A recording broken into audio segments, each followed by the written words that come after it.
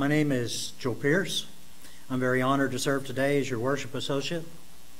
We welcome you to our worship service, which is celebrated here each week, mindful of the principles of our free faith.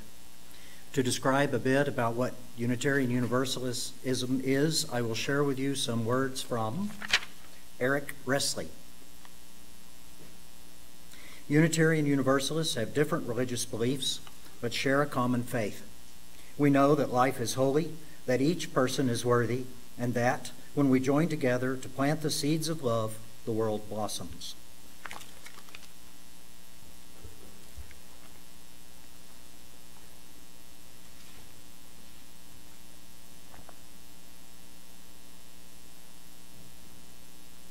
Could we take a brief moment of silence?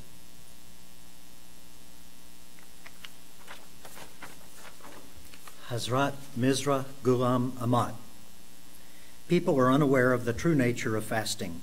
The fact is that no country or realm can be described if one has not been there. Fasting is not just the state of remaining hungry and thirsty. Its nature and effect can only be discovered by experience. The human makeup is such that the less food is consumed, the greater is the purification of the soul and the development of the powers of inner vision. God's purpose is that you should reduce one kind of food, the physical, and increase the other kind, the spiritual.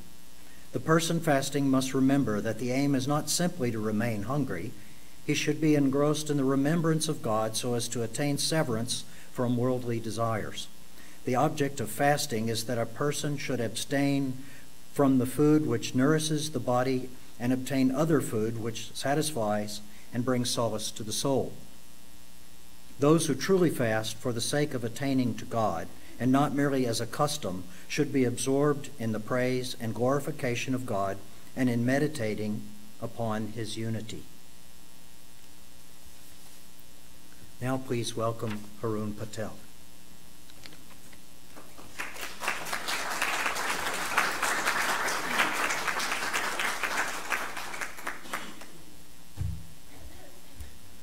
Thank you so much for having me here, Joe. You made my life easier. He basically told you my whole speech. So I should probably spend more time answering questions.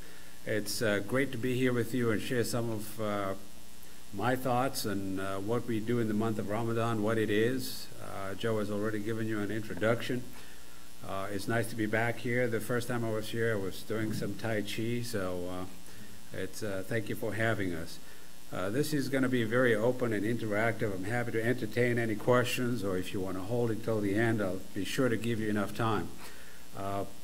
My name is Harun Patel. I've been in Corpus Christi for about 15 years. I'll just tell you a little bit about myself. I grew up in South Africa and came here many moons ago, lost my accent, and it's good to be in South Texas. When I'm not separating twins, I do spend time playing golf and trying to do some other things that are of importance to me, and I'm hoping to share some of that with you today. Ramadan is the 9th month in the lunar calendar month of Muslims in general. If you look at it, God talks about, in ancient scripts, about the 12-month cycle, the lunar cycle. So this is nothing new. And the month of Ramadan is not anything, the concept of fasting is not new. We do a lot more than just fast, but I think people understand the month of Ramadan to mean fasting. But I'm going to share some of the other things that we do and why we do what we do. I think that sounds right. So it's the 9th month. It's a very holy month in the sense that Muslims believe in all the prophets from Adam all the way through Moses and Jesus and Prophet Muhammad. It's part of our faith. You cannot be a Muslim if you do not believe in these prophets and the books that they brought. And God tells us in the Quran, as one of the verses recited in chapter 2, 183, says that fasting is prescribed for you as it was prescribed for those before you. So fasting is not new to Muslims. In fact, we didn't just create it.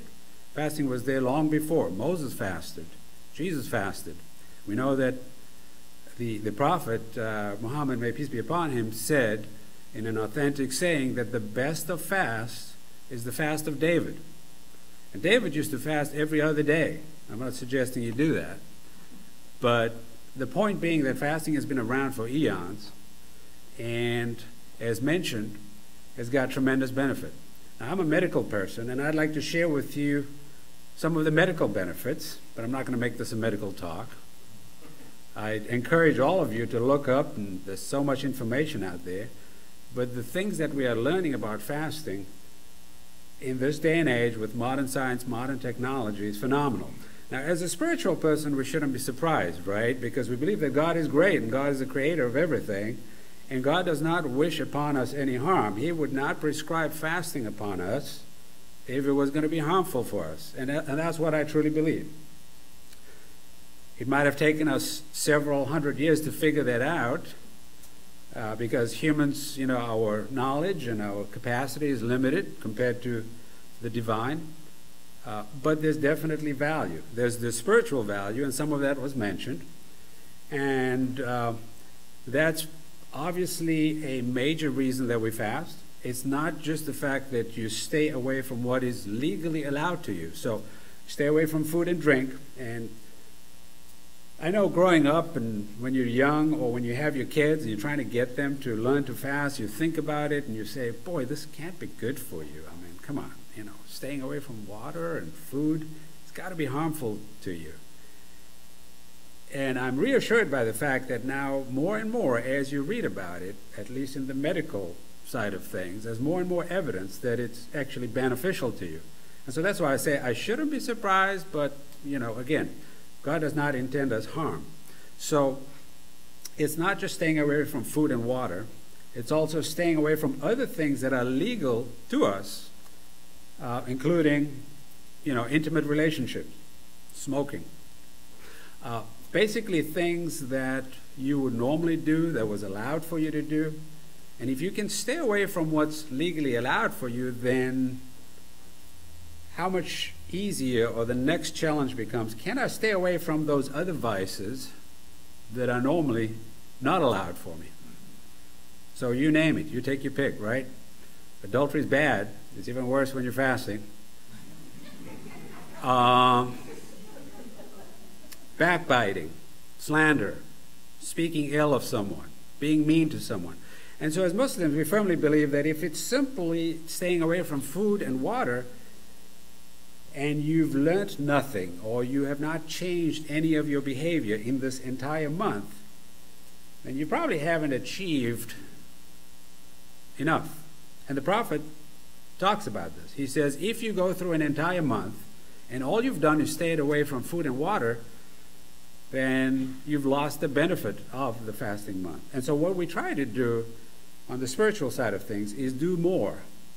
And as mentioned in that verse, the idea of fasting is so that you can draw closer to God, more God conscious, more aware of who we are, our place in this universe, what we are here for, what is our purpose.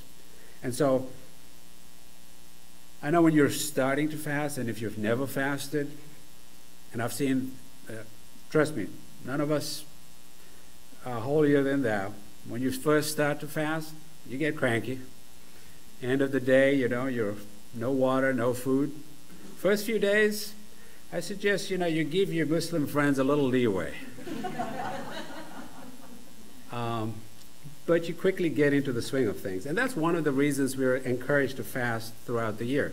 The Prophet Muhammad used to fast throughout the year. Mondays and Thursdays, for example, is a very spiritual time for us. And I'll be happy to answer questions about that later. The middle of the month.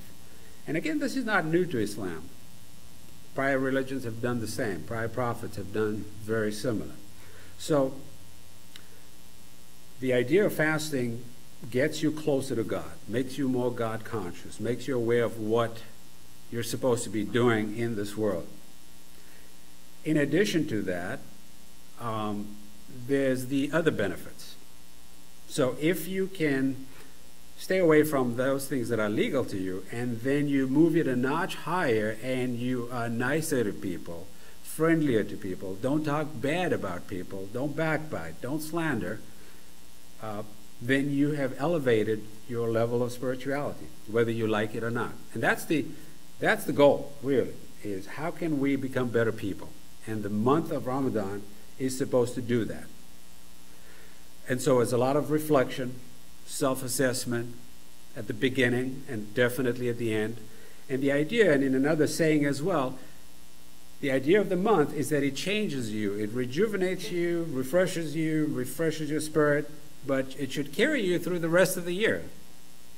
So that's the idea. You got to make changes in your life, good changes, that will stand you in good stead for the rest of the year. And then, as in any human nature, your faith goes up and down, and by the next Ramadan it's down here, and hopefully you'll get it up again and be able to carry you through the following year. That's the spiritual side. And then there's again, as a medical person, I think about the medical side and the physical side. And yes, it's taxing. It's hard to not drink water. And you may say, well, how do you do it? Well, it doesn't come overnight. I don't suggest you go out there today and try to fast from sunrise to sunset. It's not easy. But if you do it gradually, most of us grew up with it. And I remember it's a fun time. Ramadan's a fun time for kids because there's this challenge. I mean, what better way to challenge kids to see if they can do this, right? And we don't push them. It's not required of anyone under puberty. It's not mandatory. There are exceptions for people who are ill, the elderly, if you are traveling, if you're a kid. Basically, you're not obligated to fast. But as a child, I remember growing up wanting to, who doesn't want to be like your mom or dad or be like an adult? And so you're constantly pushing yourself, and you start gradually.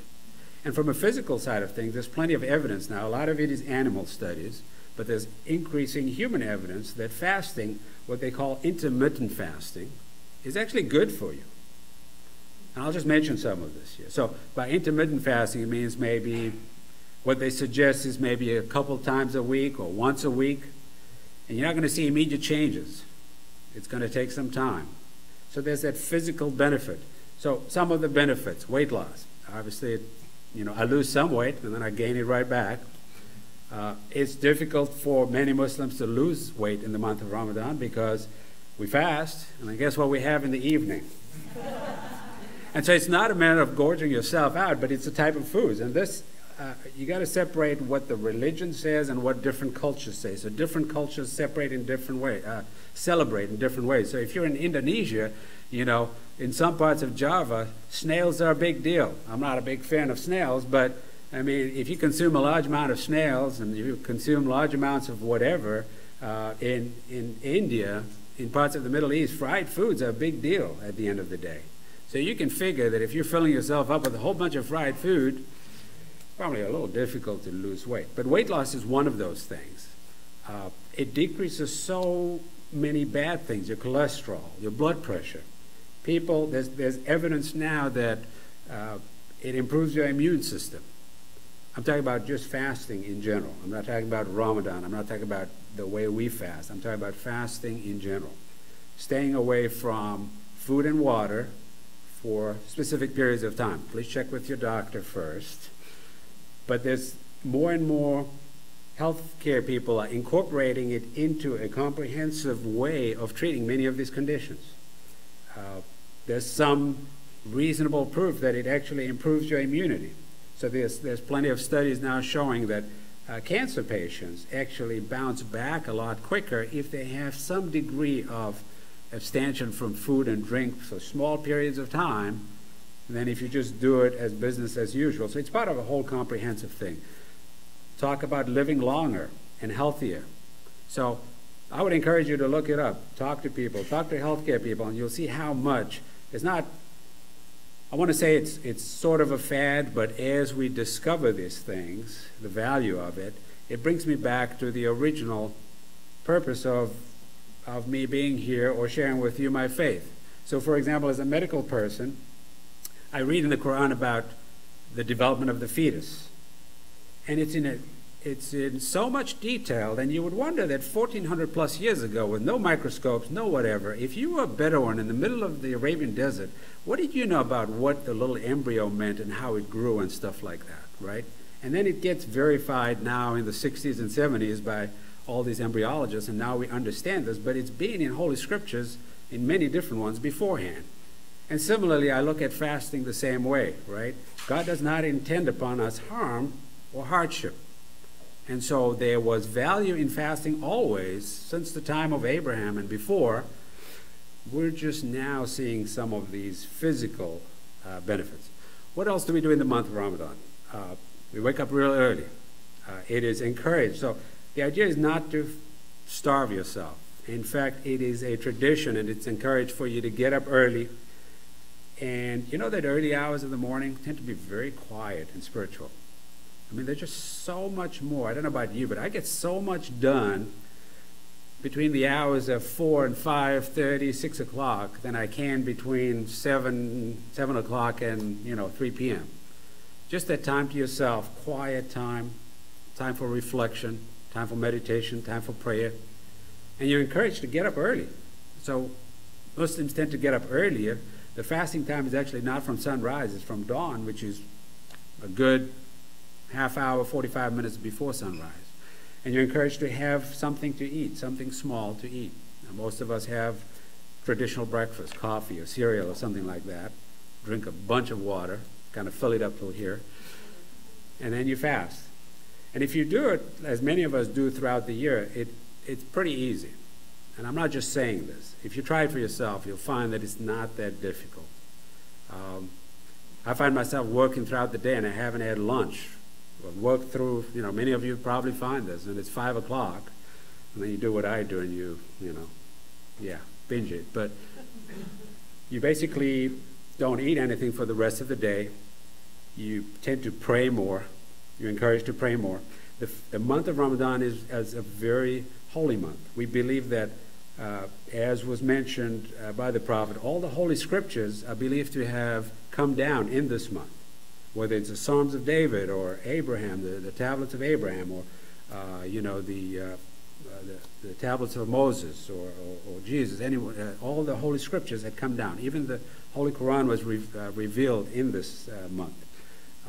We believe that it was revealed what is called the night of power, and one of the verses in the Quran talks about this particular night being better than 1,000 months. So Muslims tend to spend or seek this night. No one knows the exact night.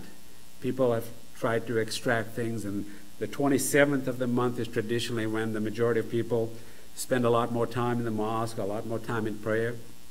But it was never stated in any of the traditions. Traditions say to seek the night, the idea in the last 10 nights, so that you spend even more time. As the month of Ramadan is winding down, you're spending more time, increasing your spirituality, trying to get closer to God, increasing your recitation of the Quran, spending more time in meditation, in prayer. And then the other thing that Muslims do more in this month is they're more charitable. You're encouraged to be more charitable. So charity is one of the 5 pillars of the faith. Fasting is one of the 5 pillars of the faith. But in this particular month, people are encouraged to do more because it is believed that the benefits are much more. So you might get the reward of giving charity outside of this month, but if you believe in God and the hereafter and the benefits of heaven and the not-so-good benefits of hell, then you basically appreciate the fact that if I can do more in this month, across the board, whatever it is, then I will reap those benefits. So that's pretty much it. The month of Ramadan is coming upon us. It's going to happen next week. It goes on for about 29 to 30 days. It's based on a lunar calendar month. And I'd be happy to answer any other questions. Thank you so much for allowing me to share some of this with you.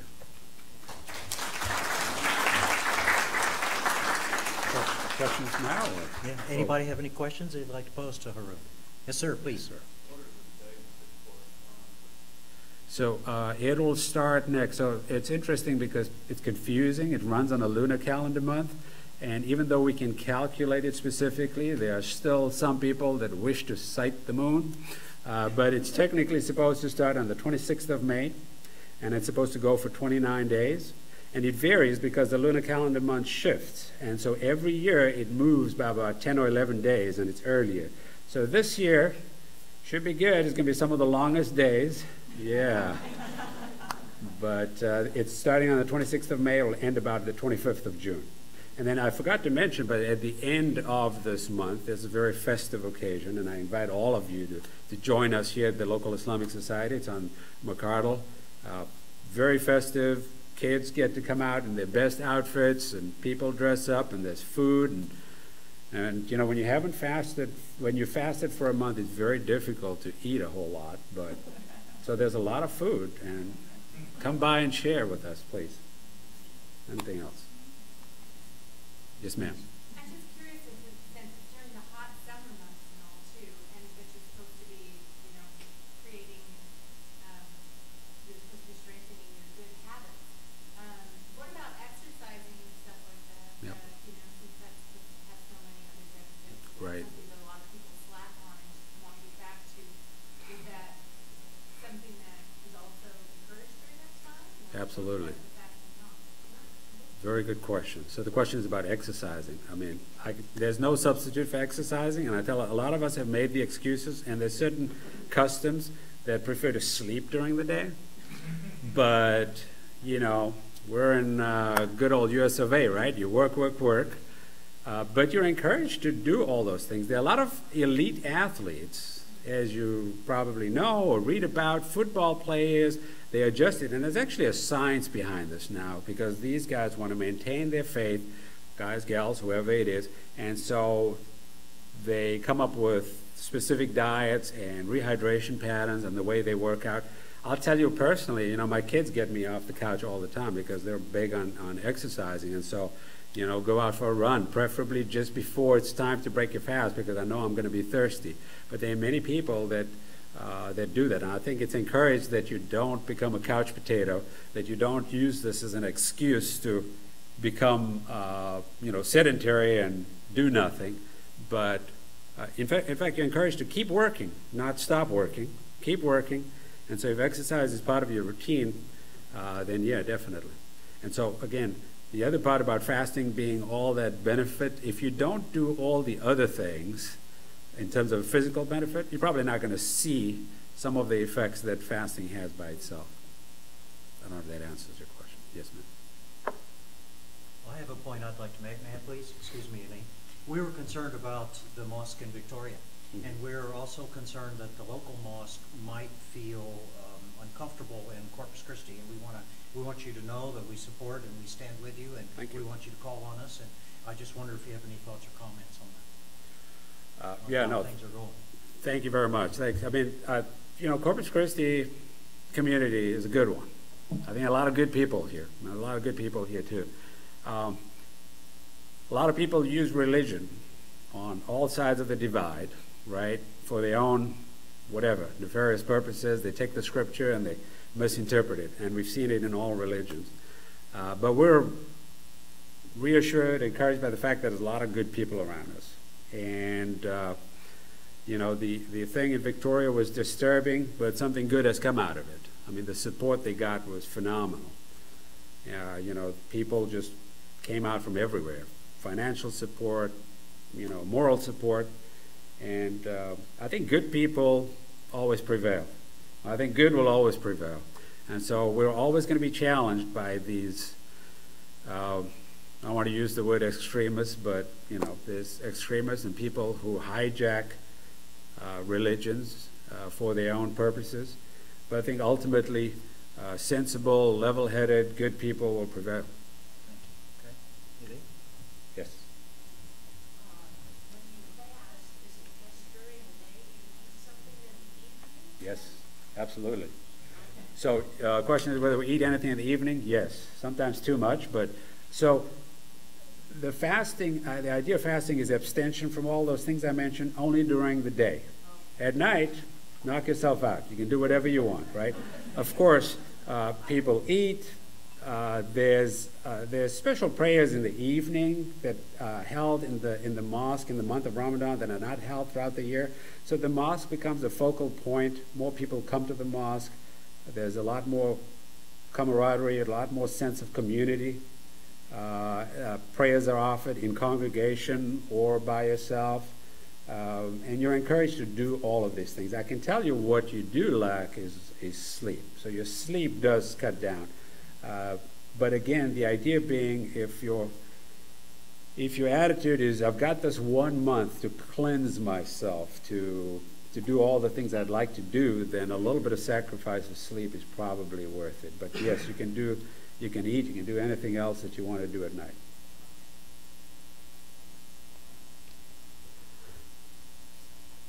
Yes, ma'am. Could you tell us about the Mondays and Thursdays? Yeah, so Mondays and Thursdays is also not a traditional, the Prophet Muhammad said he did not invent that. But some of the prophets have fasted as well. Every different tradition calls it by a different name. But it is believed that on Thursdays, for example, your deeds, your book of deeds, no matter what you believe, what we believe is that there's always someone writing stuff down, and we're going to be held accountable for our actions. And if we understand that we're going to be held accountable, we're less likely to do things that are going to be way out there, right? And so Thursdays is felt to be, that's the day that your book of deeds are presented to God. And so why not have it presented in a manner when you're actually fasting, when God says that many things are good, including prayer and charity, but in the Quran, God says fasting is between you and him. Let's face it, I could fast, tell you I'm fasting, you don't know what I'm doing, right? I could be eating back there. Only God knows, right? But the other things that we do, the way we pray is open. People see you pray. I may pray because I want to show people. I may give because I want to show people. But fasting is between you and God. So it's that spiritual connection that's felt that Thursdays are that. And the Prophet Muhammad, and I may be mistaken, but the Mondays, whether it was part of the fast of Moses or not, I would have to verify that. But I think that's the other reason. And then the middle of the month is similar, what they call the white days, which is the 13th, 14th, and 15th, was another time that he fasted because it was done by prophets preceding him. Sorry. Great. Thank you so much. Oh, there's a question. Yeah. Sfard. That's my good friend Sfard. That's a plant. I told him to ask that question. I'm just kidding. It's good to see you, my friend. The girls are doing great. Yes. See them often, and they're doing great. Thank you for your prayers and your support. I'll be happy to answer any questions. I'll stick around for a little bit afterwards. Thank you so much for having me. Thank you. Thank you.